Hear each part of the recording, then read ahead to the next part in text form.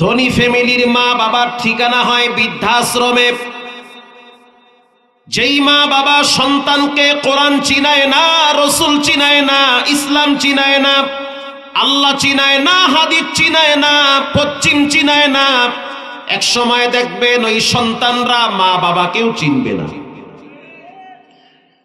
গত 4 দিন আগে 17ই ডিসেম্বর 5-6 দিন আগে বয়ান করলাম চট্টগ্রাম রাঙ্গুনিয়াতে। রাঙ্গুনিয়ার আগের স্থানের নাম হলো নোয়াপাড়া বাস স্ট্যান্ড। রাস্তার পাশে মসজিদ, নামাজের জন্য মসজিদে ঢুকলাম। বিশাল মসজিদ, অনেক বড় এরিয়া নিয়া, ভিতরে 3-4 তলা কয়েকটা বিল্ডিং। মাগরিবের নামাজ পড়ার পরে যখন বের হইলাম, তাকায় দেখলাম গেটের সামনে লেখা আছে বয়স্কদের পুনর্বাসন। তার মানে এটা হলো বৃদ্ধাশ্রম, অবহেলিত মানুষের শেষ ঠিকানা। ঠিক না বে ঠিক?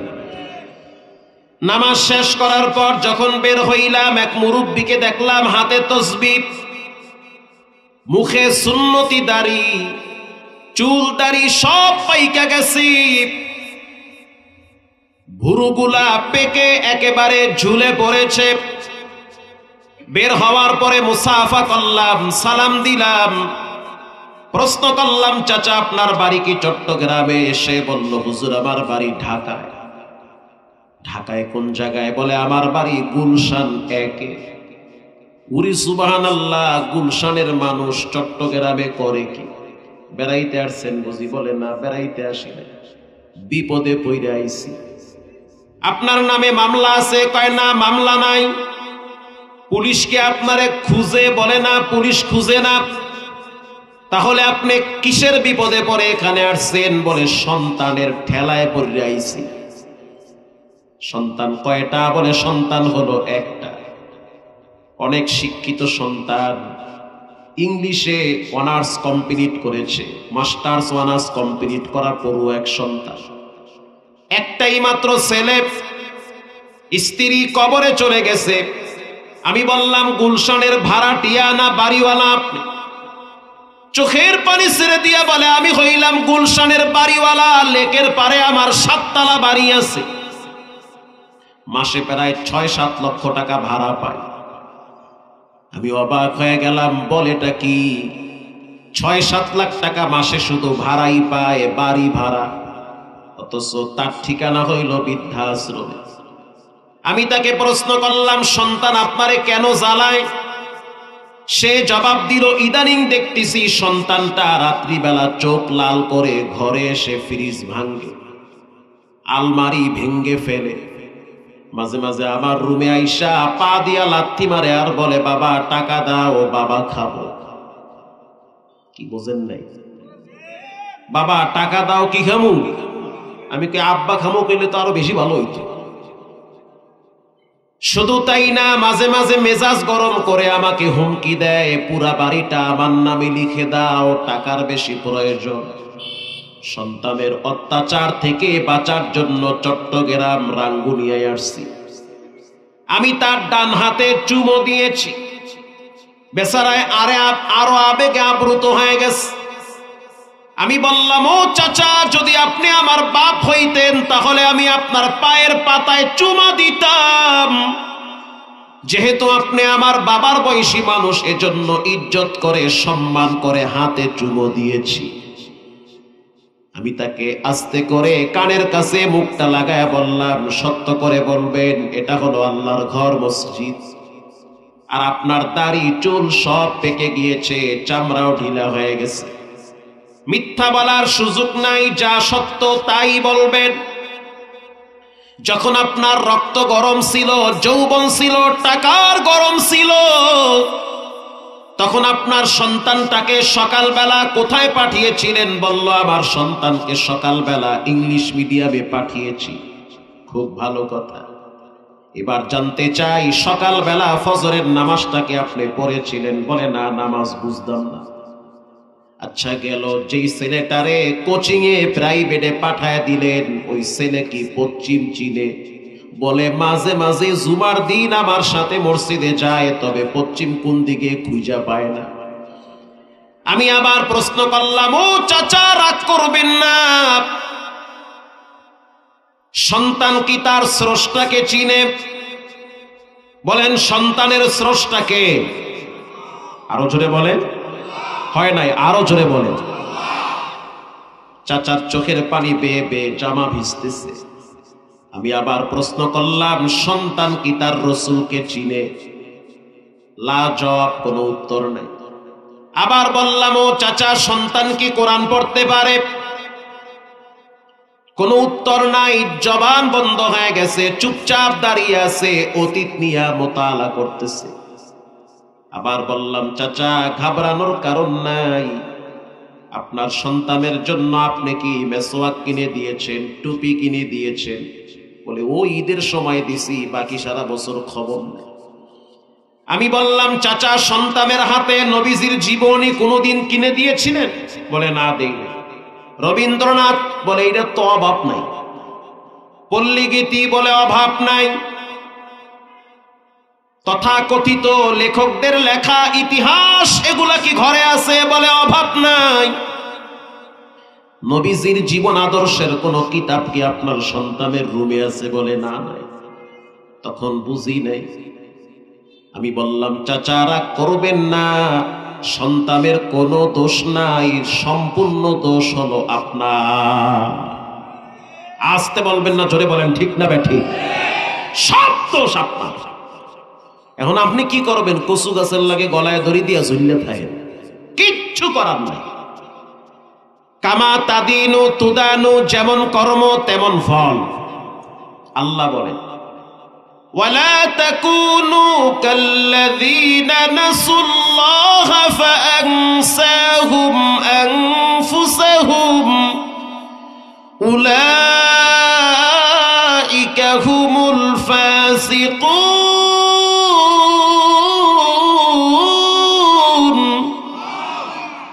আল্লাহ বলেন, যারা আমাকে ভুলে যায় তাদের মতো হইও না। আপনি তো তাদের মতো হইছেন, ঠিক না ঠিক? যারা আল্লাহকে ভুলে যায় আপনি তো তাদের মতো হইছেন। আল্লাহর কথা, যারা আমাকে ভুলে যায় তাদের মতো যদি হও, তাহলে তোমাকে আত্মভোলা করে দিব। তুমি তোমাকে চিনবা না, তোমার সন্তান তোমাকে চিনবে না। সন্তান যদি রব না চিনে, রাসূল না চিনে, কোরআন না চিনে, কসম খোদার ওই সন্তান মা বাবাকেও চিনতে চায় না। হযরত ওমর রাদিয়াল্লাহু তাআলা আনহুর দরবারে একটা মামলা গেছে। মামলা বুঝেন? একটা বিচার গেছে। হযরত ওমর রাদিয়াল্লাহু তাআলা আনহু মসজিদে নববীতে বসা। বয় বৃদ্ধ একজন মুরব্বী গিয়া বলল, আমিরুল মুমিনিন, বড় একটা বিপদে পড়ছি। কি বিপদ? বলে, সন্তান আমার কথা শোনে না। বয়স কত? বলে, 31 বছর। এত বড় ছেলে বাবার কথা শোনে না, এটা তো খুবই ভয়াবহ কথা। হযরত ওমর পুলিশ পাঠায় দিল, যুবককে ধইরা আদালতে দাঁড় করায় ফেলাইল। হযরত ওমর প্রশ্ন করল, যুবক, যেই লোকটা দাঁড়ায় আছে তোমার কি হয়? বলে, আমার আব্বা। যদি তোমার বাপ হয় তাহলে বাবার হক কেন আদায় করো না? বাবার খোঁজ খবর কেন নেও না? বাবার সাথে সুসম্পর্ক কেন নাই? তোমার বাবা তোমার উপরে কেন কষ্ট নিয়ে আমার কাছে মামলা নিয়ে আসছে? কারণটা কি? যুবক বলল, আমিরুল মুমিনিন, রাগ করবেন না। আমি জানি আপনি রাগ করলে কিন্তু অবস্থা খারাপ হয়ে যায়। আপনি যেই রাস্তায় চলেন, শয়তান রাস্তা ভুললে আর এক রাস্তায় দৌড় মারে, ঠিক না ঠিক? আপনার কথার আগে তরবারি চলে। লাউ কানা বাদি নাবিয়্যান লাকানা উমর। নবীর পরে কেউ যদি নবী হইতো, আল্লাহ পাক হযরত ওমরকে নবুয়তি দান করত। আপনি এত বড় একজন দামি মানুষ, আপনি ইনসাফের মূর্ত প্রতীক। আপনি ইনসাফ প্রতিষ্ঠা করেন, বেইনসাফিকে জবাই করেন। জুলুম নির্যাতন আপনার কাছ থেকে দূরে থাকে। আল্লাহু আকবার বলেন। আপনার শাসন আমলে রাত্রিবেলা হাইটা হাইটা মহল্লায় খোঁজ খবর নেন কার রাত দিন কেমন কাটে। আপনি এমন একজন শাসক, জনগণ আরামে ঘুমায়, আর আপনি রাস্তা দিয়ে হাঁটেন তাও আবার জুতা খুইলা, কারণ পায়ের আওয়াজে না জানি জনগণের ঘুম নষ্ট হয়। আপনি এমন একজন শাসক। ওমর রাদিয়াল্লাহু তাআলা আনহু বলল, বলো কি বলতে চাও? বলে, আমার আব্বা তো আপনার কাছে মামলা নিয়ে আসছে, জটিল মামলা আমার বিরুদ্ধে, কিন্তু আমি আপনার কাছ থেকে কয়েকটা বিষয় ক্লিয়ার জানতে চাই, ক্লিয়ারলি স্পষ্ট বুঝতে চাই। এক নম্বরে জানতে চাই, দুনিয়াতে বাপ আগে আসছে না ছেলে আগে আসছে? যুবক প্রশ্ন করলো হযরত ওমরকে, আপনারা কি মনে করেন গাইবান্ধার মানুষ কে আগে আসছে? বাপ আগে আসছে। খাড়া হয়ে গেছে না? দুনিয়াতে আব্বা আগে আসছে। হযরত ওমর রাদিয়াল্লাহু তাআলা আনহু বলল, যেহেতু বাপ আগে আসছে, বলো এবার তোমার কি বক্তব্য? বলে, আমিরুল মুমিনিন জানতে চাই, দায়িত্ব বাবার আগে না ছেলের আগে? কার আগে? আরো জোরে বলেন। আব্বাজান যারা আছেন ঠান্ডা মাথায় মাফলার মুফলার খুললা ভালো করে শুনলেন। খালি ছেলে মেয়ের বিরুদ্ধে অভিযোগ দিয়েন না, কিছু দোষ মা বাবারও আছে। আছে। আমি তো আমার আব্বারে দেখতাম চিকন কঞ্চি নিয়ে ফজরের টাইমে মসজিদে বসে থাকতো। এরে কয় বাপ। একদিন যদি দেরি করে মসজিদে যাইতাম, শীতের দিন পাছার কাপড় টান কইরা তিনটা মারতো বিসমিল্লাহ ছাড়া। একদিন পিঠা মারলে 3 মাসেও ফজরের টাইমে চমকে উঠতাম। তো যেই বাপ সন্তানকে মসজিদ চিনায়, ফজর চিনায়, নামাজ চিনায়, ওই সন্তানের হাতে বাপ কোনোদিন লাঞ্ছিত হতে পারে না, পারে না। আর এই সমাজের বাপ বিড়ি খায়া ফালায়, পোলাইয়া ওই বিড়ি আবার টানে। পোলায় চিন্তা করে, এত মজার খাওন ডাব পাই, দেখি বাথরুমে গিয়েও খায়, তা টান্না দেখি কেমন লাগে। রাগ করতেছেন? রাগ করেন, আমি জোর কইরাই না। আমারে মোটামুটি বহুত পাম্পটি মেরে আছে। আলহামদুলিল্লাহ, আলহামদুলিল্লাহ বলেন। প্রিয় ভাইয়েরা আমার, হযরত ওমর রাদিয়াল্লাহু তাআলা আনহু বলল, বাবার দায়িত্ব 3টা। কয়টা? তামবিহুল গাফিলিন আছে। আলেম ভাইরা দেখে নিয়ে কইতে পারেন, কইতে কয় তামবিহুল গাফিলিন আছে, বুঝেন? ফকি আবুল্লাহ সামারকান্দি ঠেল্লা লেখছে। বাবার প্রথম দায়িত্ব সন্তানের জন্য ভালো একটা মা নির্ধারণ করা। ভালো মা পাবেন কোথায়? 3 বাচ্চার মায়ের নিয়ে হিজরত করবেন এই জায়গায়। ভালো মা পাবেন কোথায়? ভুটারিকার গার্ডেনের গোড়ায়। ভালো মা পাবেন কোথায়? মা বাবারে কষ্ট দিয়া লয়া হিজরত করবেন এই জায়গায়। হযরত ওমর বলেন, বাবার প্রথম দায়িত্ব ভালো একটা মা নির্ধারণ করা। মা যদি নেককার হয়, আল্লাহওয়ালা হয়, কোরআন পড়নেওয়ালা হয়, ওই পেটের বাচ্চা ঐশীর মতো বেশ্যা হতে পারে না। আল্লাহওয়ালা হয়। যেই মা সন্তান পেটে নিয়ে কোরআন পড়ে, যেই মা সন্তান পেটে নিয়ে দুরূদ শরীফ পড়ে, ও মা বোনেরা শুনে নেন, বর্তমান স্বাস্থ্যবিদরা বলে, চিকিৎসাবিদরা বলে, মা পেটে বাচ্চা নিয়ে যা করে ওটার প্রভাব বাচ্চার উপরে পড়ে। আসতে বলবেন না, জোরে বলেন। মায়ে যদি বেশি হাসে, বাচ্চাও বেশি হাসে। মায়ে যদি চুরি করে, বাচ্চাও বড় হওয়ার পরে আরেকজনের ব্যাং লইয়া দৌড় মারে। মা যদি পেটে বাচ্চা নিয়ে সারাদিন কিরণমালার, স্টার জলসা, জি বাংলার সিরিয়াল পাল্টায়, ওই বাচ্চা দুনিয়াতে আসার পর 24 ঘন্টা আনলিমিটেড ফেসবুক, এরপরে কি বলে ওই যে পাবজি, ফ্রি ফায়ার, টিকটক আর কার্টুন নিয়ে মোটামুটি মাতাল থাকে। ওরে যতই বয়ান দেন, ও কার্টুন ছাড়বে না, মইরা যাবো তাও কার্টুন ছাড়বে না। এই জন্য মাগো মা সাবধান, দরওয়াজার সামনে লেখা দেন, আমার বাচ্চার সামনে বড় মোবাইল চালানো যাবে না। বড় মোবাইল যখন ছিল না তখন তো মরেন নাই। আমার বাসায় 144 জারি করা, বড় মোবাইল চালানো নিষেধ। আমার বাচ্চার সামনে যদি বড় মোবাইল ধরেন, আশা করি সে ফিক্কা মারবে, কারণ তারে ভয় দেখাইছি, এটা হাতে নিবা অজ্ঞান হয়ে যাবা। একদিন ধরছে, এমন সিস্টেম করে রাখছি, জিন জিন শুরু হয়ে গেছে। আব্বু এটা জিন, ঠিকটা বে ঠিক। এজন্য সাবধান। 9 বছর 12 বছর 13 বছরের মেয়ে, সেও দেখি 70 বছরের মুরব্বির লাগে দৌড় মারে। এটা হইল মোবাইলের বরকত। এজন্য সাবধান। বর্তমান টিকটক নামের গজবে অনেক মা বোনদের জীবন ধ্বংস করে ফেলাইছে। ওই বাড়ির ছাদে উঠছে টিকটক করতে, নাচবে। তো ছাদে ওইটা চিন্তা করলো এরম নাচলে হইবে না, তো কি করা লাগবে? কারেন্টের তার ধইরা ড্যান্স দাও। কারেন্টের তার ধইরা যখন কোমর ঢুলান দেছে, কারেন্ট চিন্তা করে তুই যাও কই চান্দু, খপ কইরা ধইরা ফেলাইছে। চিৎকার মারছে আমারে বাঁচাও। কারেন্ট কয় ইন্নালিল্লাহ পড়ার সুযোগ দিব না, জায়গায় শেষ। ঠিক না বে ঠিক?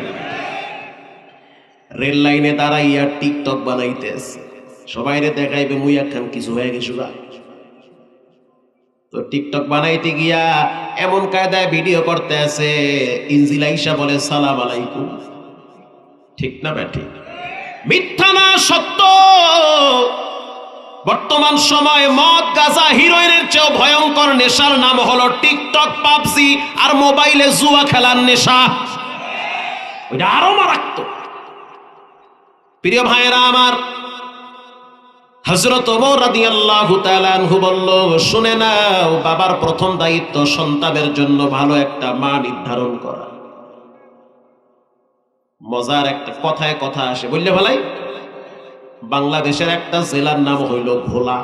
বলেন কি? আরো জোরে। ভোলা। এই জেলাটা হলো চতুর্দিকে পানি, মাঝখানে দ্বীপ, এর নাম কয় ভোলা। মজার বিষয় হলো ভোলা জেলার ম্যাক্সিমাম মসজিদগুলা ফজরের টাইমে যুবকদের দখলে থাকে। ফজরের টাইমে ঠান্ডার ভিতরে প্রথম 1, 2, 3 কাতার সবগুলার বয়স 21, 22, 23, 24। মারহাবা। আজীব এক জেলার নাম ভোলা।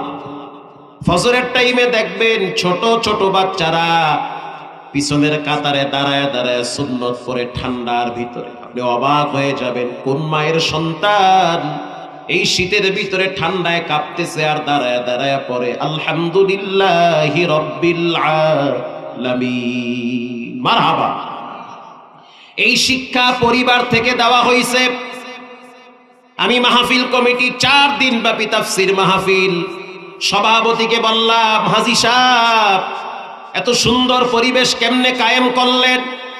হুজুর, মাহফিল পরিচালনা করার জন্য যেমন কমিটি আছে, মসজিদ পরিচালনা করার জন্য যেমন কমিটি আছে, ঠিক তেমনি ভাবে আমরা ফজরের নামাজের জন্য একটা স্ট্রং কমিটি গঠন করেছি। ওদের কাজ হলো ফজরের নামাজের সময় খোঁজ খবর নেওয়া। মারহাবা বলেন। আমরা জুমার দিন ঘোষণা দিয়েছি, কোন যুবক আছো ফজরের নামাজের টাইমে প্রতিদিন টাইম টু টাইম মসজিদে হাজিরা দিবা। অধিকাংশ মহল্লার যুবকরা হাত বাড়াইলো যে আমরা প্রতিদিন ফজরে আসব। আচ্ছা গেল, একটা কমিটি গঠন করতে চাই। সেই কমিটির ভিতরে সভাপতি কে হবা? সভাপতি মানে তার স্থান সবার বড়।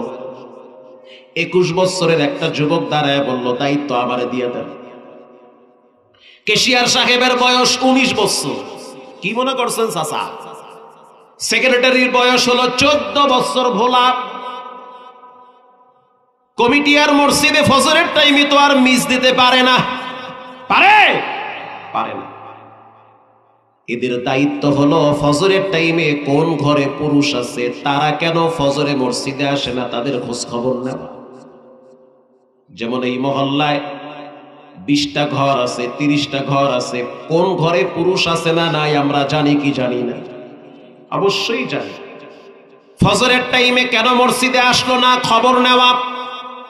ঘটনাক্রমে একদিন মহল্লার এক যুবক কমিটির সদস্য, নাম হইল মানিক ভাই। কি নাম? মানিক ভাই চিন্তা করলো আজকে শীতের পাওয়ার বেশি, যেই মজার বিদেশি কম্বল শোয়ার পরে তো পুরো শরীর গরম হয়ে গেছে, সেই একখান ঘুম দিছে। ফজরের নামাজের টাইমে আজান হয়ে গেছে, মনে চায় মসজিদে যায়, শয়তানে কয় যাইস না, আজকে একটু ঘুমা। স্ত্রীকে বলল, আমারে ডাক দিবি না, তুই নামাজ পড়, তোর মাইয়ায় নামাজ পড়বে, আমি একটু মজা করে ঘুমাবো। কথা কি বোঝেন? স্ত্রী বড় দিনদার, নামাজিওয়ালা নারী, পর্দানিশী নারী, কোরআন পড়নেওয়ালা নারী। স্ত্রী ঘুমায় নাই, ফজরের টাইমে জাগ্রত হয়েছে। আর ছোট্ট একটা মেয়ে আছে, মায়ের দেখা দেখি মেয়েটাও মায়ের সাথে নামাজের জন্য প্রিপারেশন নিয়েছে। মারহাবা, 6 বছরের মেয়ে। নামাজ শেষ হওয়ার পর স্ত্রী বসে বসে তসবিহ পড়ে, জিকির করে, সুবহানাল্লাহি ওয়া বিহামদিহি সুবহানাল্লাহিল আযীম। কেউ যদি 100 বার পড়ে, নবী বলেন সমুদ্রের ফেনা পরিমাণ যদি গুনাহ হয় সেটাও রব মাফ করে দিবে। মহিলারা তো আমলের দিক থেকে এগিয়ে থাকে। তো বাচ্চা মেয়েটাও বসে বসে মায়ের ঠোঁটের দিকে তাকায় তাকায় এগুলা পড়তেছে। স্বামীকে এতবার বলল মসজিদে যাও, ঠান্ডা পানি দিয়ে উযু করা লাগবে না, গরম পানি আমি করে দিব, তারপরেও মসজিদে যাও। কারণ যেই ঘরের পুরুষ মসজিদে যায়, যেই ঘরের নারী ফজরের টাইমে জাগে, ওই ঘরের বাসিন্দারা কখনোই অভাবে না খাইয়া মরে না। যাও মসজিদে। সালাতুল ফজর জিম্মাতাল্লাহ, যে ফজর পড়ে তার দায়িত্বশীল গার্জিয়ান হয়ে যায় কে? আল্লাহ তাআলা। মানিক মিয়া চিন্তা করলো, যা কয় কোক, আজকে একটা মজা করে ঘুম দেই। মানিক মিয়া দিছে ঘুম। স্ত্রী নামাজ শেষ করে বসে আছে। এবার মসজিদের ওই ফজরের কমিটি চিন্তা করলো, মানিক ভাই গেল কই? মানিক ভাইরে তো প্রতিদিন মসজিদে পাই, আজকে নাই, কারণটা কি? ইমাম সাহেব পরামর্শ দিল, একটা কাজ করো, মানিক ভাই তো অসুস্থ হতে পারে, তার বাড়িতে গিয়া খোঁজ খবর নাও। এবার এই যুবক কমিটিরা 9 জন কমিটির সদস্য দৌড়ে গেছে মানিক ভাইয়ের বাড়িতে। দরওয়াজার সামনে ডাক দিয়েছে, ও মানিক ভাই। মানিক ভাই তো মহাবিপদে পড়ে গেছে। এই বাহিনী হাজির হয়ে গেছে। স্ত্রী স্বামীর দিকে তাকায় বলল, ঘুমাইও না, বাহিনী কিন্তু হাজির হয়ে গেছে। মানিক মিয়া চিন্তা করলো, মনে করছে আজকে ভুল্লা যাইবে, ওরা আসলে বলে নাই মরে, ওরা দেখি ঠিকই টাইম মতো আয়া পড়ছে। বাচ্চা মেয়েটা বলতে আছে, আব্বু তাড়াতাড়ি যাও, তোমাকে ডাকার জন্য মসজিদ থেকে লোক আসছে। বাবায় ধমক দিয়ে কয়, চুপ কর, এত বেশি বুঝিস না। স্ত্রী বলতে আছে, কি করবা? কয়, লজ্জায় তো আমি দুনিয়ায় নাই, পিছনের দরজা খুইলাছে, দৌড় মারমু, পিছনে তো নদী, পালাবার রাস্তা নাই, জামু কই? এই চেহারা নিয়ে সামনে গেলে তো ইজ্জতের গোড়ায়ও পানি থাকবে না, ঠিক না বেঠিক? মানিক মিয়া ঘুমায়, আর মানিক মিয়ার বন্ধুরা মানিক মিয়ারে খোঁজার জন্য তার বাড়িতে গেছে। এটা মানিক মিয়ার জন্য লজ্জা না? এটা তো ভয়ঙ্কর লজ্জা। মানিক মিয়া বাচ্চা মেয়েটারে বলতে আছে, আম্মু একটা কাজ করো, বিপদ থেকে আমারে বাঁচাও। বাচ্চা বলতে আছে, আব্বু বলেন কি করব? গিয়া বলো আব্বু ঘরে নাই। বাচ্চা গিয়া বলতে আছে, হুজুর হুজুর, আব্বু বলছে আব্বু ঘরে নাই। বাচ্চারা কখনোই মিথ্যা বলে না। মিথ্যা শিক্ষা দেয় কারা? বলে মা আর বাবা।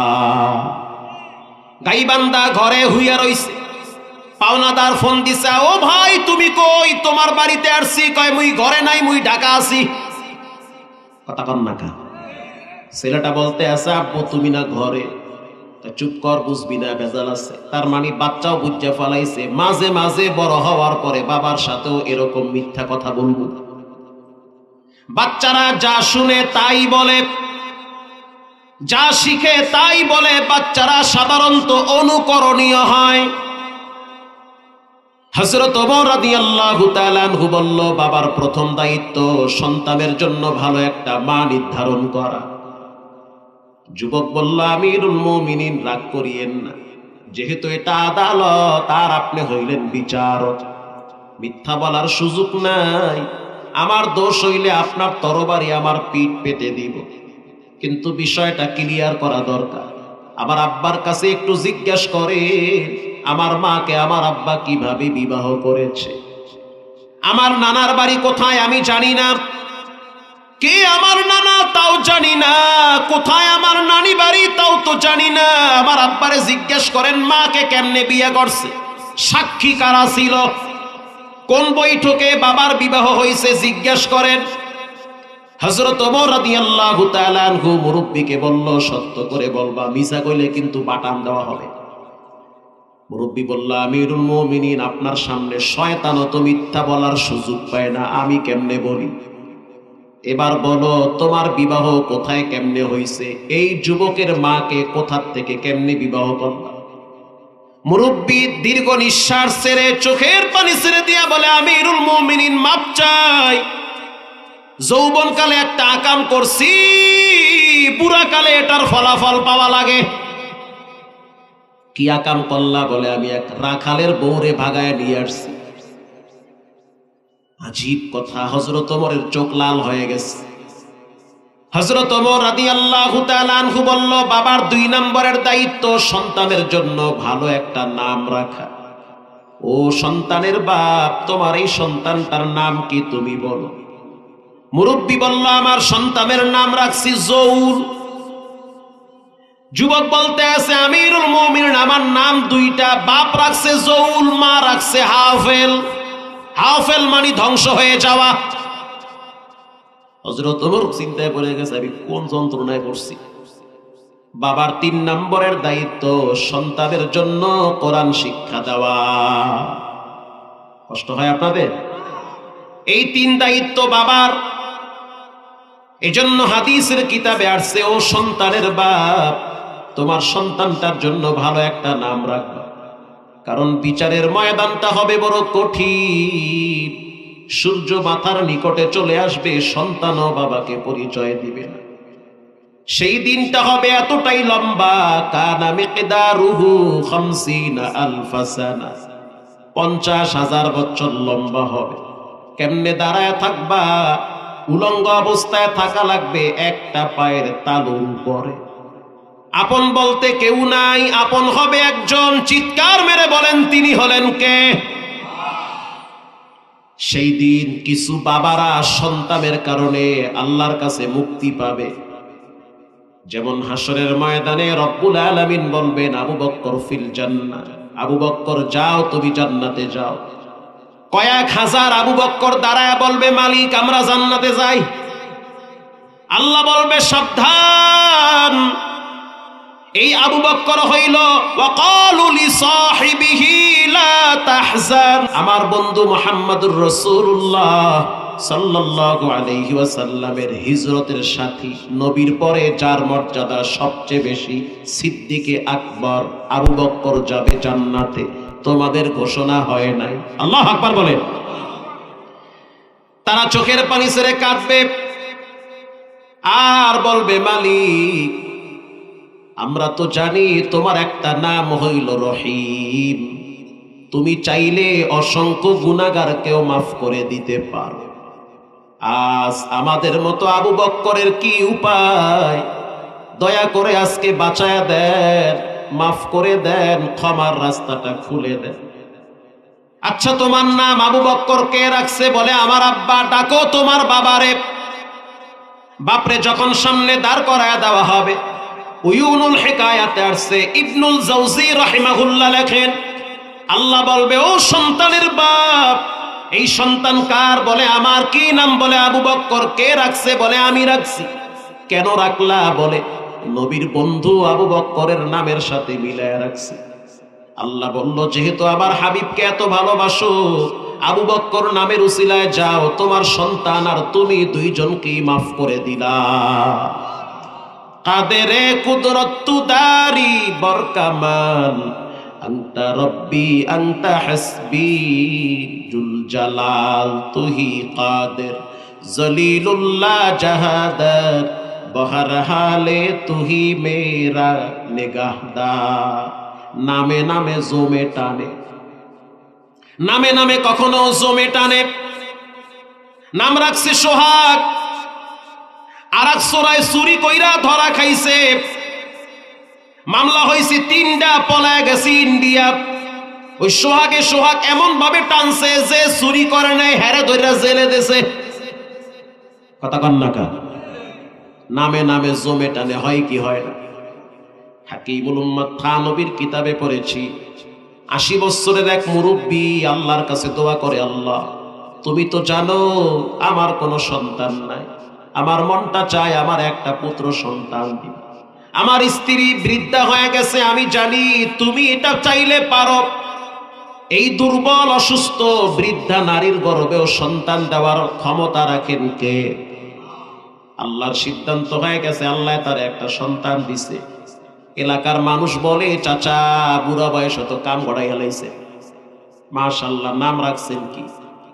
চাচায় বলে, নাম রাখবো 7 দিনের দিন, এখন না। প্রতিদিন মানুষ জিগায়, 4 দোকানে গিয়ে জিগায়, চাচা 80 বছর বয়স, চাচির বয়স কত? কয় 70। এই বয়সে মাশাআল্লাহ ভাঙ্গা ঘরেও তো রব্বুল আলামিন বৃষ্টির ফোঁটা দিয়া বরকত বাড়াইতে পারে। গোবরের ভিতরও পদ্মা ফুল ফুটাইতে পারেন কে? আপনার সন্তানের নাম কি? কয় এমন একটা নাম রাখবো যেই নাম পুরো দেশে কারো নাই।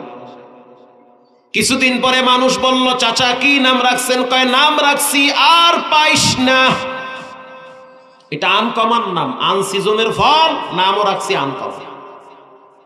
কিছুদিন পর বাচ্চা বড় হয়ে গেল, বয়স হইল 7 বছর, নিয়ে গেছে মাদ্রাসায়। মাদ্রাসায় নেওয়ার পর বলল, হাফেজ সাহেব আমার সন্তানকে হাফেজ বানামু। উস্তাদ বলল, মুরব্বি সন্তানের নাম কি বলেন, লেখা লাগবে। মুরব্বি বলল, সন্তানের নাম হইল আর পাইস না। হুজুর বারবার চায়, কয় চাচা আমি বুঝি ভুল শুনছি, আবার কম। না আর পাইস না। কয় নামের ভিতরে আমি ফিডাফিডির আওয়াজ পাইতেছি, এই নাম পাল্টা, নাম কিন্তু ভালো না। মুরব্বি বলল, বাবাজি মানুষের বাড়ি খান, বোঝেন কোন ছাতা, যা বলি তাই লেখে। প্রিন্সিপাল সাহেব বলল, হুজুর এর লাগে কথা বাড়াইয়েন না, যা কয় তাই লেখেন। লেখছে আর পাইস না। কিছুদিন পর আর পাইস না হারায় গেছে। আমি বলি নাই, থানবী রাহিমাহুল্লাহ বলেছেন, আর পাইস না আছে না, হারায় গেছে, হারায় গেছে। পুরা মহল্লায় খুঁজতে আছে আর চিৎকার মারতে আছে, আর পাইস না। খুঁজতে খুঁজতে নদীর কিনারায় গেছে। নদীর কিনারায় যাওয়ার পরে জোরে একটা চিৎকার মারছে, আর পাইস না। এক বেচারায় ঠাডা ভাঙ্গা রোদের মধ্যে জাল নিয়ে নদীতে জাল মারে, 3 ঘন্টা জাল মারে, একটা মাছও পায় না। আপনাকে কাছাকাছি নদী আছে না নাই? আমার বাড়ি সেই সাগরের পারে কুয়াকাটা। গ্রামের বাড়িতে গেলে মাঝে মাঝে জাল নিয়ে নামি, মাছ এত চালাক, ওরে বাবা রে বাবা, জাল মারি এক জায়গায়, মাছ ওই পারে গিয়া হুজুর আমরা এই জায়গায়। এরকম মাছ আছে না নাই? 2-3 ঘন্টা যদি জাল মারেন, রোদের পাওয়ার, এদিকে মিন্নাত, মিন্নাত মানে কষ্ট। স্ত্রী যদি আপনারে ফোন দিয়া বলে তাড়াতাড়ি মাছ নিয়ে আসো, মরিচ বাইটা বইসা আছি, দেরি করো কেন, কোন মেজাজটা কেমন লাগে? ইন দি মিন টাইমে হঠাৎ একজন পিছনে ডাক দিয়েছে, আর পাস না। যখনই বলল আর পাস না, জালওয়ালার মেজাজ গরম হয়ে গেছে। এই চাচার লাগে বুঝি আমি মাছ পাই না। এই রোদের ভিতরে আমারে অভিশাপ দেয়, জালমাল ফালাইয়া লইছে একটা বাঁশের লাঠি। এই লাঠি নিয়ে চাচার কাছে আইসা কোনো কথা নাই, ডাইরেক্ট বাটাম শুরু করেছে। দুপুরের টাইমে হাফেজ সাহেব খানা খাওয়ার জন্য নদীর পার দিয়া যাইতেছে, আর বলল, জালওয়ালা সাবধান, বাবার বয়সী মানুষ, গায়ে হাত দিস না। জালওয়ালা বলতে আছে, হুজুর আপনার সম্মান করি, ভালোবাসি, মহব্বত করি। দেখেন এই মুরব্বী কামটা করলো কি, 3 ঘন্টা জাল মারি, একটা মাছও পাই না, আবার কয় আর পাইস না। হুজুর বলল, চাচা কি কইলাম, আর হইল কি? কইছি না যে এই নামের ভিতরে কিন্তু ফিডাফিডির আওয়াজ আছে। আলেমদের কথা যদি না শোনা হয়, আলেমদের কথা মতো যদি না চলা হয়, কোরআন হাদিস যদি ভালো না লাগে, এখানে সেখানে ফিডা খাওয়া লাগে। আসতে বলবেন না, জোরে বলেন। এই ফিডা হইছে দুনিয়ার স্যাম্পল ফিডা, আসল ফিডা রসগোল্লা তো কবরে আছে। প্রিয় ভাইয়েরা আমার, হযরত ওমর রাদিয়াল্লাহু তাআলা আনহু বলল, বাবার 3 নম্বরের দায়িত্ব হলো সন্তানের জন্য কোরআন শিক্ষা দেওয়া। আল্লাহু আকবার বলেন। তাহলে বাবার দায়িত্ব হলো 3টা। প্রথম দায়িত্ব ভালো একটা মা নির্ধারণ করা। দ্বিতীয় দায়িত্ব সন্তানের জন্য ভালো একটা নাম রাখা। 3 নম্বরের দায়িত্ব সন্তানকে কোরআন শিক্ষা দেওয়া। সন্তান যদি কোরআন চিনে, সে তার মা বাবাকেও চিনবে। যদি কোরআন না চিনে, মা বাবাকেও চিনবে না। কোরআন মানুষকে নত করা শিখায়, নত মানি রবের সামনে স্যালেন্ডার করা শিখায়, ঠিক না বেঠিক? ওই যে হাদিস পড়ছিলাম মনে আছে, কুল্লু উতুল্লিন জাওয়াজিম মুস্তাকবিরিন মুতাকাব্বিরিন, জাহান্নামে তারা যাবে তিন শ্রেণীর মানুষ। এক নম্বরে বদ মেজাজি, দুই নম্বরে অহংকারী, তিন নম্বরে হলো হিংসুক। বলেন তিন নম্বরে কি? আমি বলি নাই, রাসূল বলেছে তিন নম্বরে হিংসুক। হিংসুকরা কখনোই আরামে ঘুমাইতে পারে না।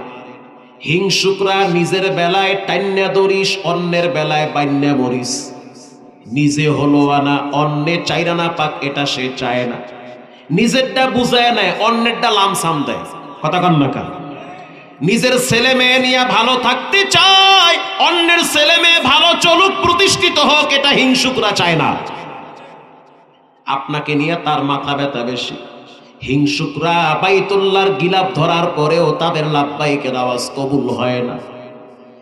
হিংসুক কাকে বলা হয়? অন্যের উন্নতি দেখলে যার ভিতরে কামড় মারে, আরেকজনের সফলতা দেখলে যার মেজাজ গরম হয়, তাকে বলে হিংসুক। ঠিক না বেঠিক? হিংসা করা যাবে না, কারণ হিংসা করা মহাপাপ। মুস্কি হাসিতে পড়েছি, হাকিমুল উম্মাত থানবী লিখেছেন, একজন গরিব মানুষ রাত্রিবেলা ঘুমায় গেছে। জিন আইসা বলতে আছে তোমার কিছু লাগবে নি। আমরা জিন, আমাদের শক্তি পাওয়ার অনেক বেশি। সুলাইমান নবীরে দাঁড় করায় রাইখা বাইতুল মুকাদ্দাস আমরা বানাইছি। আমরা হেইজা, আমাদের নামে কোরআনের ভিতরে সূরা জিন একটা আছে না নাই? এবার এই কৃষক বলতে আছে মাশাআল্লাহ তোমার তো অনেক পাওয়ার, তাহলে একটা কাজ করো, যেহেতু কিছু দিতে চাও তাইলে আমার একটা গরু দিও। কয়টা? হ্যাঁ, শিক্ষণীয় কথা। কয়টা গরু? একটা। যখনই বলল একটা গরু দিও, তখন জিন বলতে আছে শর্ত আছে, তোমারে যা দিব তোমার সাথে যার সাথে ঠেলা ঠেলি ওরে দিব দুইটা, ডাবল দিব। ঠেলা ঠেলি তো বুঝবেন না, মানে যারে দেখলে মাথা গরম হয়, যার ছায়া দেখলে রাইতের ঘুম হারাম হয়ে যায়। তোমাকে যা দিব তাকে ডাবল দিব, তুমি কি রাজি? কই একটু রাজি না, আমার দরকারই নেই কিছু, আমারে যা দেবা ওরে ডাবল দেবা। মানে ওরে ডাবল দেবা কা? আরে তোমারে মাগনা দেব, দূর মাগনার গুল্লি মারি, ওর কথা কইলা কা? কি ভাই এরকম লোক আছে না? মানে সহ্যই করতে পারে না।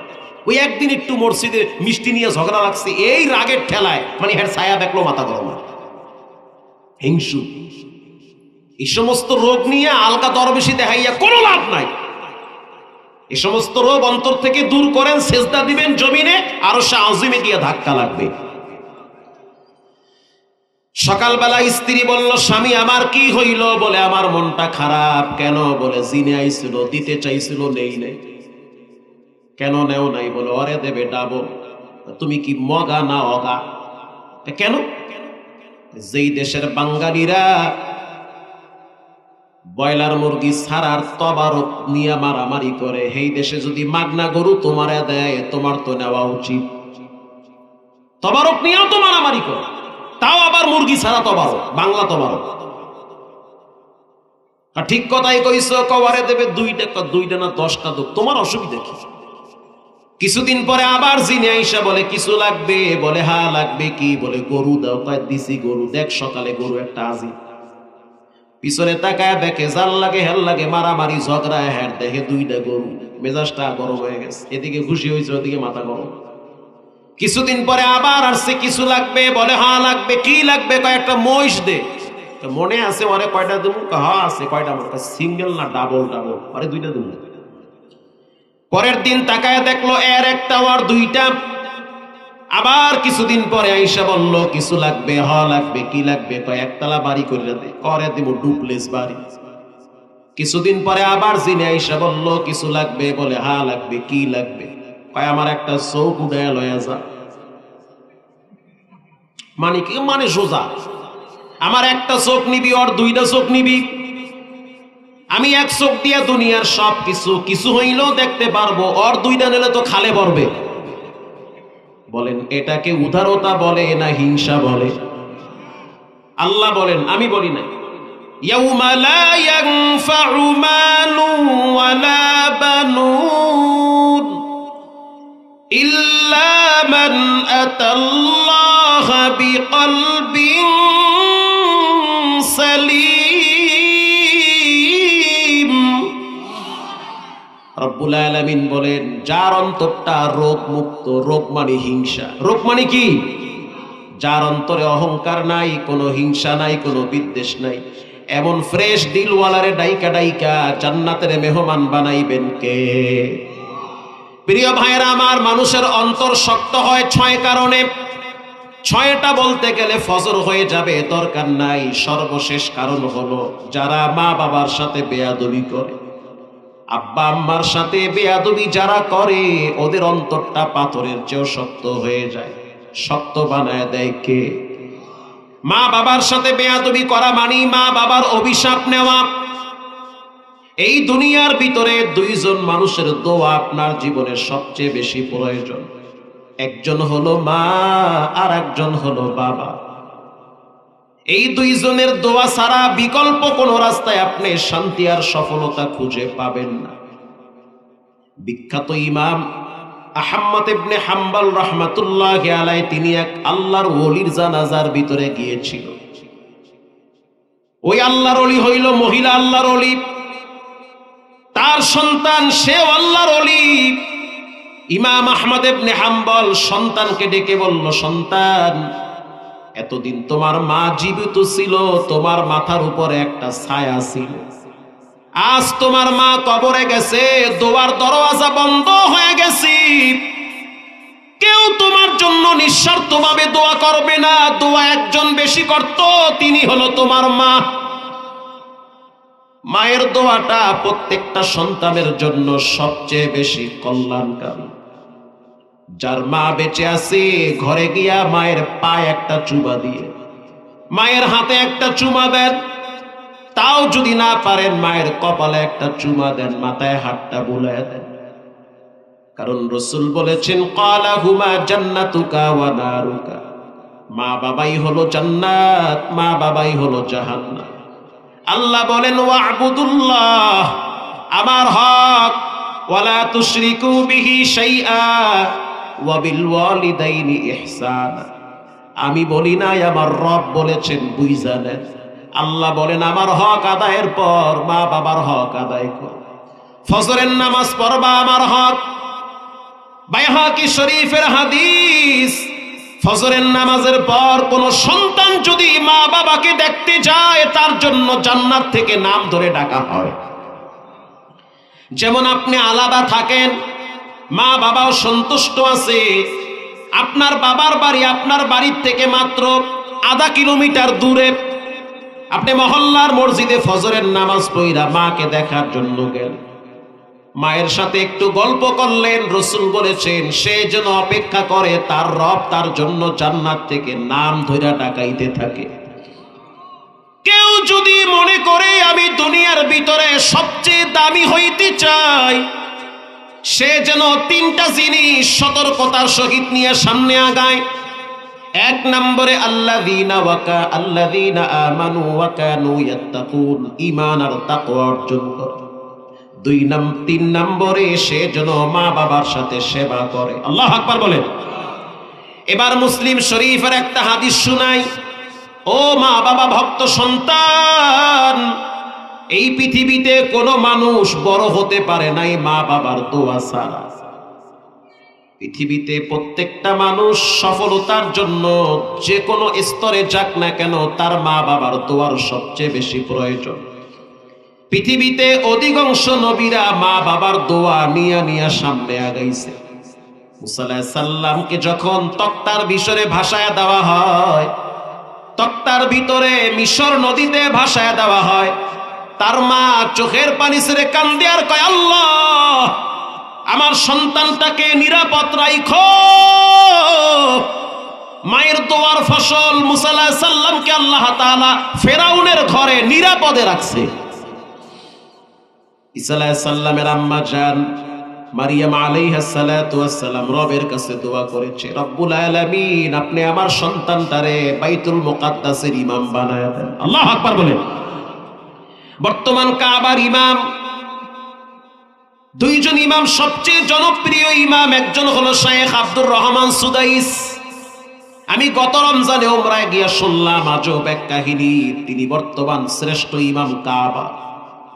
সাংবাদিকেরা প্রশ্ন করলো, কাবার ইমাম, পৃথিবীর সবচেয়ে সম্মানিত ব্যক্তি আপনি, এই মুহূর্তে কোটি কোটি মানুষ আপনার পিছনে সালাত আদায় করে, আপনার ধুলা বালু আরবের বাচ্চারা বুকে লাগাইতে পারলে ধন্য মনে করে, এত সম্মান কেমনে পাইলেন?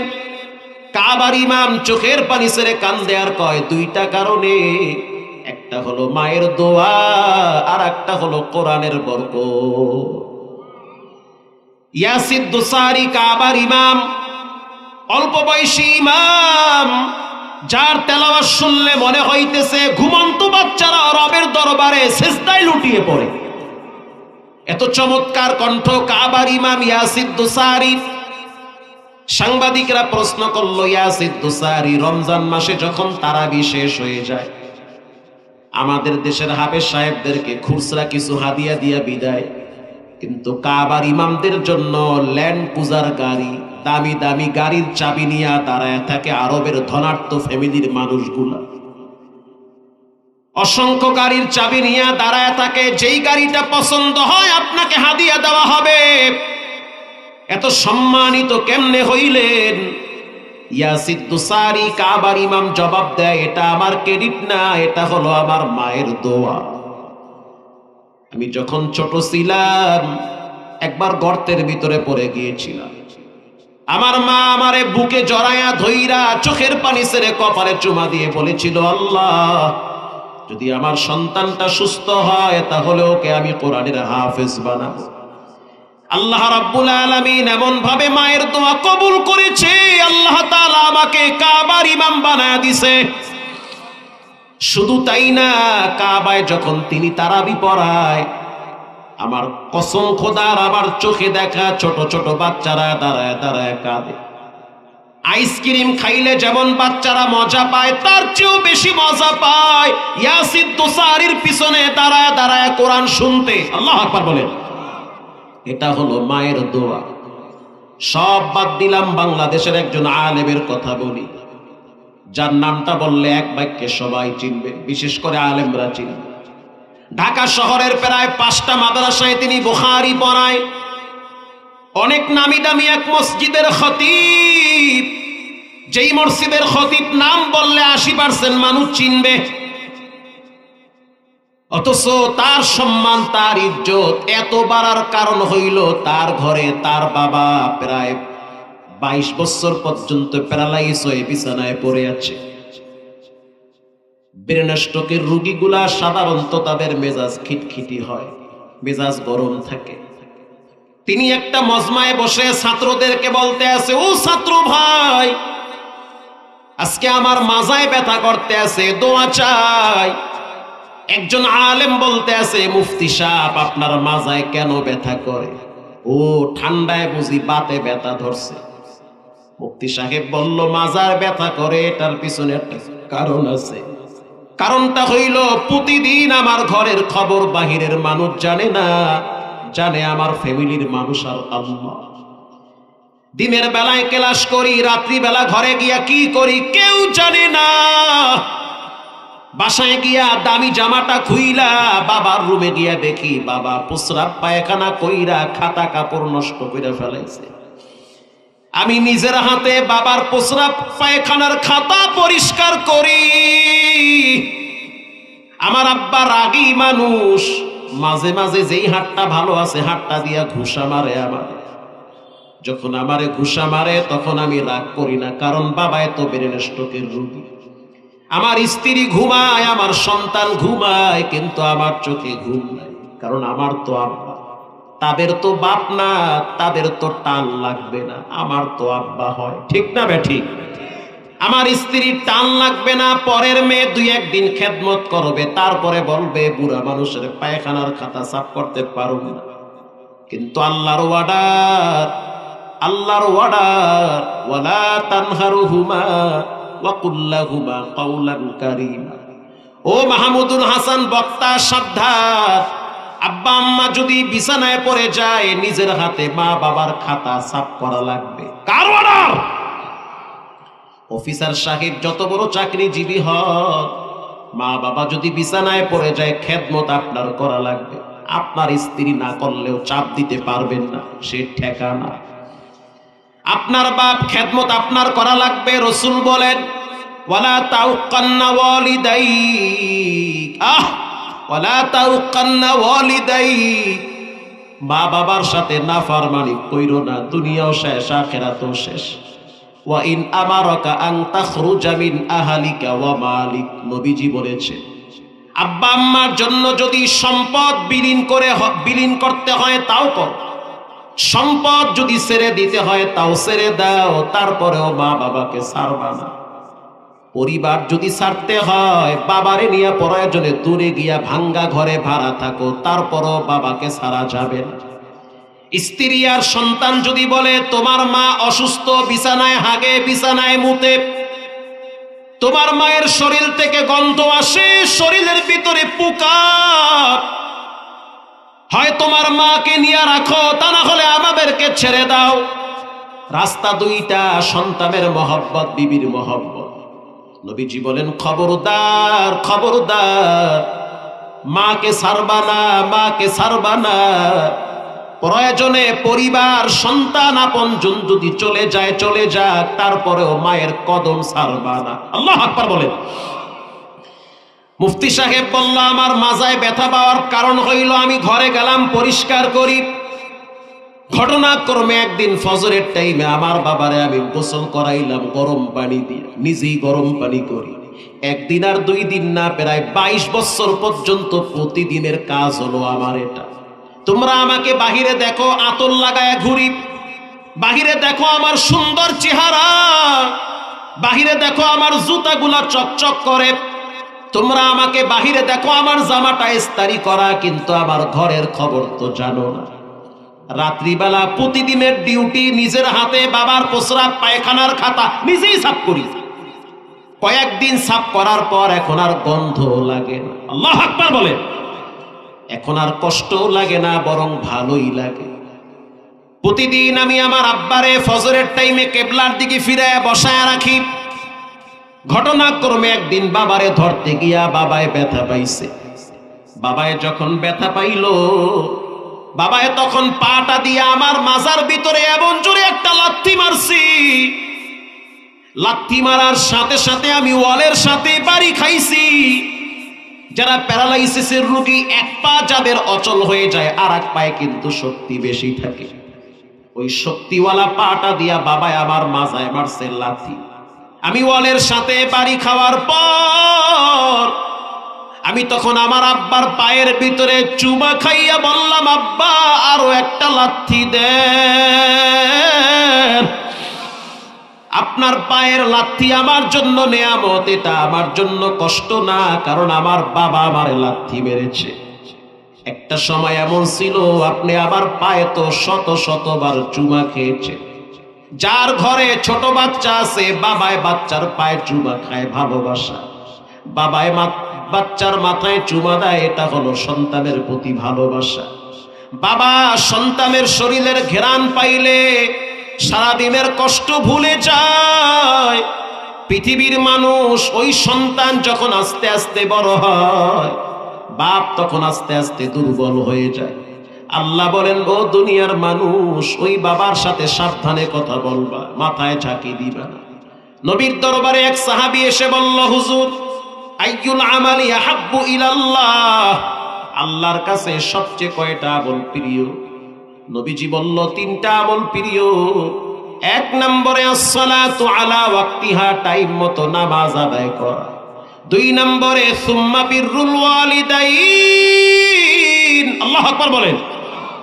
2 নম্বরে হলো মা বাবার সাথে সৎ ব্যবহার করা। এই যে সাবার সিএমবি আছে, ওখানে সাধারণত সেনাবাহিনীরা থাকে, বাহিরেও বাসা ভাড়া নিয়ে থাকে, ভিতরেও বাসা ভাড়া নিয়ে থাকে। ক্যান্টনমেন্ট এলাকা, একজন ব্রিগেডিয়ার জেনারেল, তার বাসায় গেছি, দাওয়াত দিছে, অনেক ভালোবাসে। ভিতরে যাওয়ার পর সে আমাকে বলল হুজুর আমার ঘরের ভিতরে একটা জান্নাত আছে। আমি অবাক হয়ে গেলাম, এই জান্নাতটা আবার কোথায়? ভিতরে ঢুকতে ঢুকতে 5-6টা রুম, একেবারে কোনার রুমে নিয়ে গেল। ওনার রুমে ঢোকার পরে আমি কইলাম কোথায় জান্নাত? সে বলল হুজুর ওই খাটটার ভিতরে আমার জান্নাত শুয়ে আছে। আমি খাটের দিকে তাকাইয়া দেখলাম তার মা ঘুমিয়ে আছে, বৃদ্ধা মা। আল্লাহু আকবার বলেন। হুজুর আমার নিজের হাতে আমি আমার মায়ের প্রস্রাব পায়খানার খাতা পরিষ্কার করি, কারণ সে আমার মা। আমি আমার মায়ের খেদমত যত করি বাহিরে তত আমার প্রবেশন বাড়ে, সম্পদও বাড়ে, ইজ্জতও বাড়ে, সম্মানও বাড়ে। আল্লাহু আকবার বলেন। এই জন্য দুনিয়ার মানুষ শুনে নাও, যদি জীবনে কোনোদিন হজ করতে চাও তাহলে মায়ের খেদমত করো। হাকিমুল উম্মত বলেন যারা মায়ের খেদমত বেশি করে তাদের জন্য 5টা ফলাফল। 1 নম্বরে মৃত্যুর আগে রব তাকে একবার হলেও বাইতুল্লাহ কবুল করবে। এটার প্রমাণ আমি নিজে পাইছি। 2018 সালে হজের সফরে দেখলাম কেরানীগঞ্জের একজন রিকশাওয়ালা বাইতুল্লাহর চতুর্দিকে এহরামের কাপড় পরে পরে লাব্বাইকের আওয়াজ দেয়। বিশ্বাস তো করবেন না, না হইল 30 জন আলেম তারে দেখছে।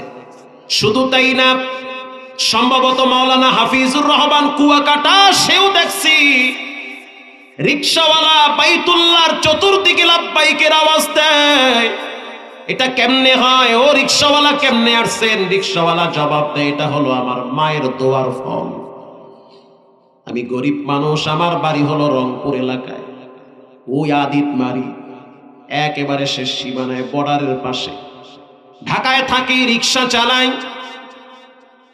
চালাই। আমার মা আমার ঘরে থাকে। প্রতিদিন আমি আমার মায়ের কাছে বলি, ও মা আমার জন্য এতটুকুন দোয়া করো যে ঢাকায় বাড়ি গাড়ি আমার কিছুই লাগবে না, কোনো মতে ডাল ভাত খেয়ে বাঁচতে পারলে হবে।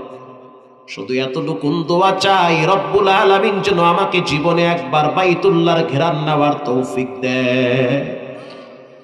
প্রতিদিন আমি মায়ের কাছে যখন দোয়া চাই, আমার মা বলল সন্তান যাও, আমি দোয়া করলাম একবার হলেও রব তোমারে কবুল করবে। আল্লাহ রাব্বুল আলামিন 18 সালে বাইতুল্লাহ এসে লাব্বাইকের আওয়াজ দেওয়ার সুযোগ দিয়েছে। এটা কেমনে সম্ভব? আপনার তো টাকা নাই। সে জবাব দিল আমি দুর্বল, কিন্তু আমার রব মোটেও দুর্বল না।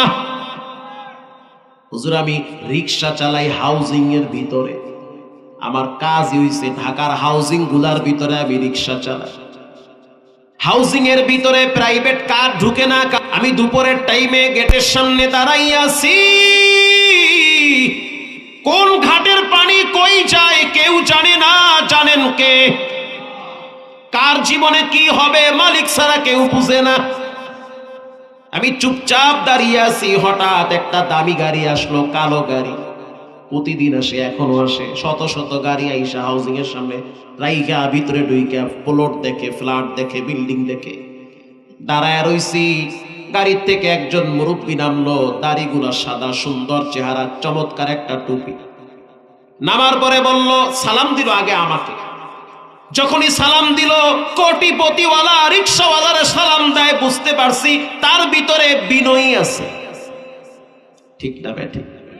আমি একজন রিকশাওয়ালা, কিন্তু আমার একজন কোটিপতিওয়ালা সালাম দেয়, বুঝতে হবে তার ভিতরে নবীর প্রেম আছে, আল্লাহর ভালোবাসা আছে।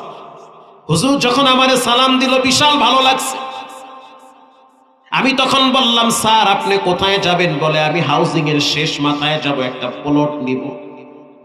আমি বললাম স্যার কোনো টেনশন নাই, আমার রিকশায় উঠেন, যদিও পানি তারপরও আমি ঠেইলা আপনারে নিয়ে যাব, গাড়ি ওখানে রাখে। এরপরে সে আমার রিকশায় উঠার আগে বারবার বলল, রিকশাওয়ালা টাকা লাগবে কত, ভাড়াটা আগে নির্ধারণ করে দাও। আমি বললাম স্যার আপনার যা মনে চায় দিয়ে। তো তখন সে বলল যদি আমি না দেই।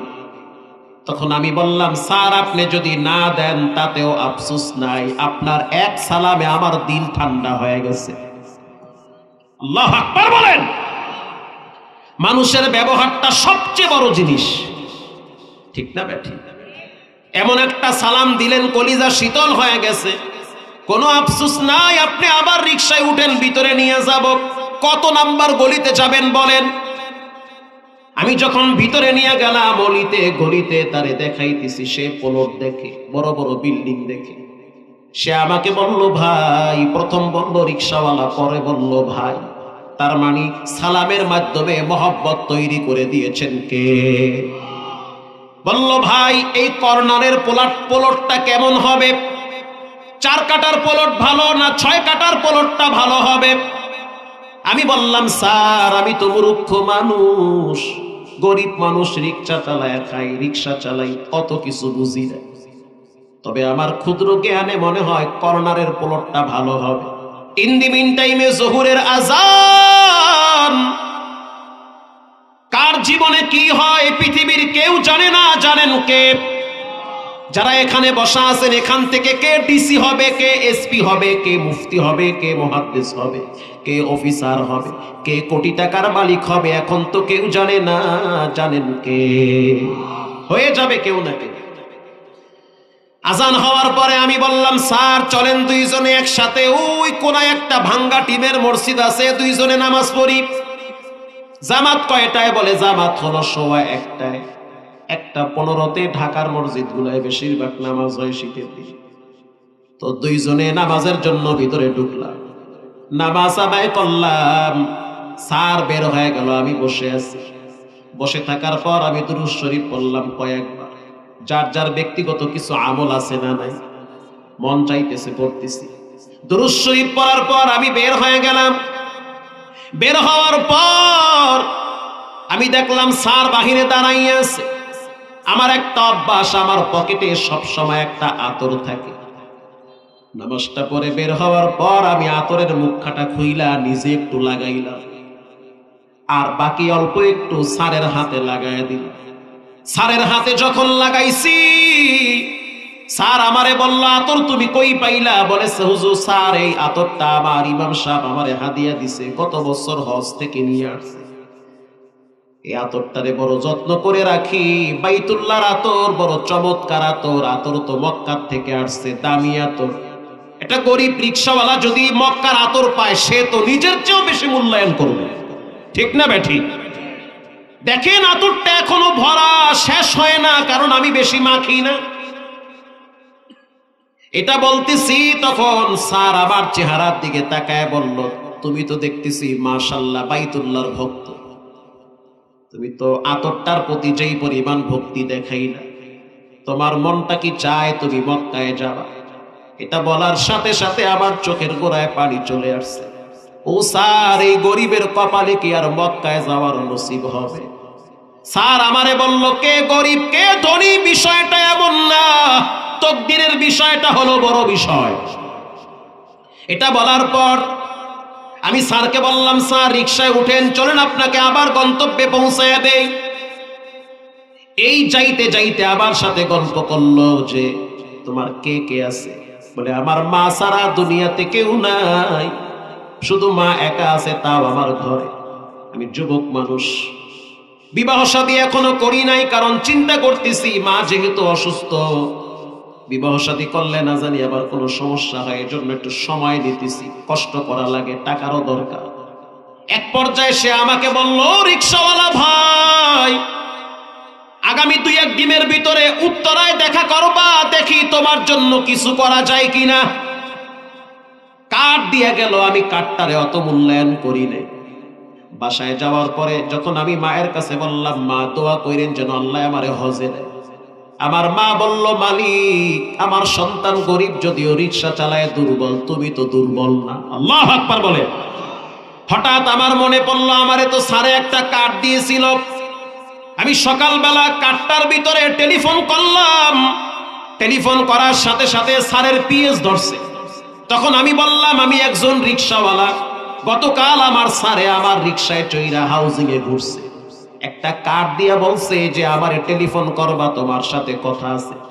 পিএস এবার স্যারের কাছে দিয়া বলল এক রিকশাওয়ালা আপনি নাকি কার্ড দিছেন আপনার সাথে কথা বলবে। যখন স্যার আমার সাথে কথা বলল, স্যার বলল আমি অনেক ব্যস্ত আছি, তুমি একটা কাজ করিও, আগামী সপ্তাহে তোমার ভোটার আইডি কার্ড আর ছবি নিয়ে আমার সাথে দেখা করিল। ভোটার আইডি কার্ড আর ছবি নিয়ে যখন তার কাছে গেলাম, সে বলল টেনশনের কারণ নাই, 2-1 সপ্তাহের ভিতরে তোমার জন্য পাসপোর্টের ব্যবস্থা হয়ে যাবে, আগামী বছর আমার সাথে তুমি হজে যাবা। প্রতি বছর তার কোম্পানি থেকে কয়েকজন মানুষকে তিনি বিনা টাকায় হজে পাঠায়। যেটা কেউ পারে না ও গাইবান্দার মুসলমান, সেটা পারেন কে? কখনোই শঙ্কিত হবেন না, ভীত হবেন না, আল্লাহর প্রতি পূর্ণ আস্থা বিশ্বাস রাখবেন। বান্দা চাইলে কিচ্ছু পারে না, রব চাইলে সব পারে। ও রিকশাওয়ালা ভাই, বুঝতে পারছি হাজী সাহেব আপনারে হজে নিয়ে আসছে। কয় না না, হাজী সাহেবের মন নরম করছে আবার আল্লাহ, আর আমার আল্লাহকে ঠান্ডা বানাইছে আমার মা। মায়ের দোয়ার কারণে আরশ আজিম ঠান্ডা হয়ে গেছে। এই জন্য যুবক ভাইয়েরা, মুরব্বী বাবারা, পর্দানিশী মা বোনেরা, আল্লাহর হক হলো নামাজ, মা বাবার হক হলো খেদমত। প্রতিদিন 5 ওয়াক্ত সালাত আদায় করবেন, আব্বা আম্মার সাথে ভালো ব্যবহার করবেন, গুনাহ মুক্ত জীবন যাপন করবেন। কোনো পাপ মানুষকে আরামে ঘুমাইতে দেয় না। যুবক ভাইয়েরা, পায়ে হাত দিয়ে বলি, জীবনে কোনোদিন নামাজ ছাড়বা না, মা বাবার সাথে নাফরমানি করবা না। কোন পাপ মানুষকে শান্তি দেয় না। কুল্লু নাফসিন বিমা কাসাবাত রহিনা। পাপ মুক্ত জীবন গড়ব, নামাজ ছাড়বো না, হারাম খাবো না, মা বাবার সাথে বেয়াদবি করব না। জানি না কার না জানি দোকানে কাপড়ের কাপন চলে আসছে, কার না জানি মসজিদের পালকিটাও উপস্থিত হয়ে যাচ্ছি, কার না জানি কোন জায়গায় মাটি নাম ধরে ধরে ধরে ধরে ডাকতেছে। আজ থেকে তওবা করে নেন, জীবনে নামাজ ছাড়বো না, হারাম খাবো না, আব্বা আম্মার সাথে বেয়াদবি করব না।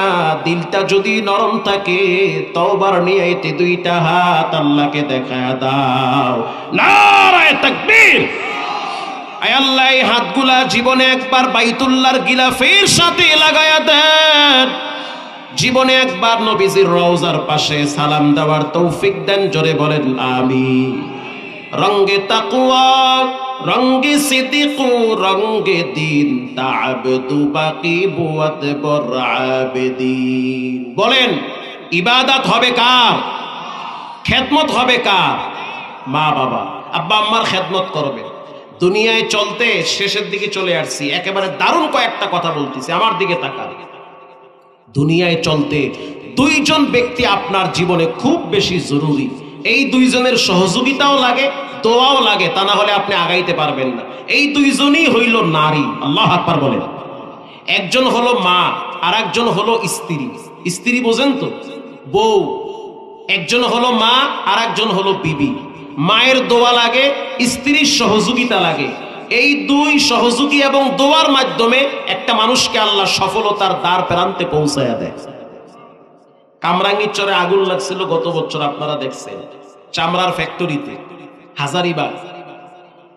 এক লোক দাঁড়ায় দাঁড়ায় খুব কাঁদতেছে, ক্যামেরাম্যানরা ভিডিও করতেছে। একজনে আইসা সাক্ষাৎকার নিতে চায়। আরে কি সাক্ষাৎকার নিবে, এর তো মন খারাপ, কোটি কোটি টাকার চামড়া পুইরা যাইতেছে, ফ্যাক্টরিতে আগুন লাগছে, অজর দাঁড়ায় কাঁদতেছে। চোখের সামনে আমার কোটি টাকার সম্পদ সব পুড়ে গেছে। কিছুক্ষণ পর আমরা দেখলাম একজন মহিলা, বোরকা পরিহিতা মহিলা, এই ফ্যাক্টরির মালিকের পাশে দাঁড়ায় গেছে। দাঁড়ায় বলতেছে, দেখেন আপনি এখানে দাঁড়ায় থাকবেন না, বাসায় চলে। কেন? করোনার টাইমে আপনি কয়েক কোটি টাকা লস খাইছেন, রব্বুল আলামিন কয়েক বছরের ব্যবধানে এর চেয়ে দ্বিগুণ সম্পদ আপনাকে দিয়েছে। সুবহানাল্লাহ। বাইতে গিয়ে কইয়ে, এখন না হয় আবার ফ্যাক্টরিতে আগুন লাগছে, টেনশন করিয়েন না, আগুনে পুইরা সব শেষ হয়ে যাক, আপনি বেঁচে থাকলে আবার এরকম কয়েকটা ফ্যাক্টরি হবে। স্ত্রী, এটাকে বলে সাফর, এটাকে বলে শক্তি, এটাকে বলে সহযোগিতা। ঠিক না ঠিক? এখন বউ যদি কইতো, এত মানুষ ডাউন খায়, তুমিও খাইছো ডাউন, অগার ঘরের মকা, কামটা করলা কি? শেষ।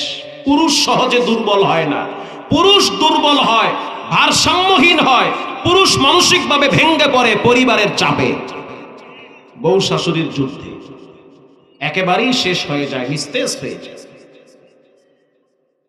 নড়াইল কালিয়া একটা এলাকা আছে, নড়াইল কালিয়া একটা থানা, সেখানে বয়ানে গিয়েছিলাম। রাত্র 2:30 3টা এক চায়ের দোকানে ঢুকলাম। আপনারা দেখবেন ভিডিওতে, আমার বয়ানের ভিডিওতে। চায়ের দোকানে ঢুকলাম, ছোট্ট একটা মানুষ চা বিক্রি করে, একেবারেই ছোট। ওর কাছ থেকে আমি ঈমান শিখছি। আই সুবহানাল্লাহ। যার 2টা পা নাই, পাও আছে কিন্তু ছোট ছোট পা। লোকটা বাউইন, আমগো গ্রামের ভাষায় বলে বাউইন, আপনারা কি বলেন? ছোট বোন মানুষ। এই তো চাচাই ঠিক আছে, মানে ছোট মানুষ, হাতগুলাও ছোট। চেহারাটাও ছোট, বিশাল একটা দোকানের মালিক, ভ্যারাইটিস দোকান, আবার চাও বিক্রি করে, পান বিক্রি করে। আমি অবাক হয়ে গেলাম, ভিতরে ঢুকলাম, সালাম দিলাম। আমি বললাম আপনি কেমন আছেন? এমন একটা হাসি মারছে, মনে হাসির দাম 2 লাখ টাকা। সুবহানাল্লাহ, এতটুক মানুষ এই এত বড় বিশাল দোকান, এটাকে আপনার বলে? হুজুর আমার দোকান, বসেন আপনি, চা খান। খাইলাম চা, একটু পরে বললো হুজুর আপনার খুব চিনা চিনা লাগতেছে আপনারে। পরে দিল ইন্টারনেটে বয়ান সাইডরা, ওই যে টিভির মধ্যে। ওহ, এ তো আমনে, আচ্ছা ঠিক আছে, ভালো লাগছে, চায়ের বিল কি দেওয়া লাগবে? আর দূর, 10টার বিল আমি দিতে পারবো, সমস্যা নেই। কিন্তু কথা হলো আপনি এত বড় দোকান কেমনে চালান? আপনার তো পা নাই, যাও আছে ছোট ছোট পা, কোনো মতে চলেন, 2টা হাত তাও ছোট ছোট। তাই হুজুর আমার কিন্তু পাও আছে আরো 4টা। আল্লাহু আকবার জোরে বলেন। আমি বললাম আমি দেখি 2 পা, আপনি বলেন 4 পা। না, আমার 4টা পা গোপনে একেবারেই সেফ। 2টা হলো আমার মায়ের পা, 2টা হলো আমার বউয়ের পা। এই 4 পায়ের শক্তিতে আল্লাহ আমাকে কয়েক লাখ টাকার মালিক বানাইছে। আমি তো ভিক্ষা করার মানুষ, রাস্তায় রাস্তায় ভিক্ষা করবো, আমি সেই মানুষ, প্রতিবন্ধী মানুষ আমি। কিন্তু বাসর রাতে আমার স্ত্রী বলেছিল মানুষের কাছে হাত পাতা যাবে না, কর্ম করতে হবে, রব রিজিকের রাস্তা খুলে দিবে। আমার স্ত্রী কানের বালা খুইলা আমার সামনে রাইখা বলল এটা আমার মা ছোটবেলায় বানিয়ে দিয়েছে। আরে হুজুর, মানুষ পাইলে তো মানুষ গল্প শুরু করলে আগামাতা পুরাটাই ঠেয়া দেয়। হনতে থাকেন, দোয়া কইরেন না, তখন তো ভালো লাগে, কইতে থাকেন, আমি হনতে আছি। হুজুর কানের বালা খুইলা ফালাইয়া দিয়া বলতে আছে এই কানের ঋণ বিক্রি করবা, বিক্রি কইরা চায়ের দোকান দাও, আমি চা বানাবো, আমার শাশুড়ি চা দোকানে পৌঁছাইয়া দিবে, তুমি চা বিক্রি করবা, রব চাইলে সবই পারে। ছোট্ট একটা টং দোকান দিয়ে শুরু করছি।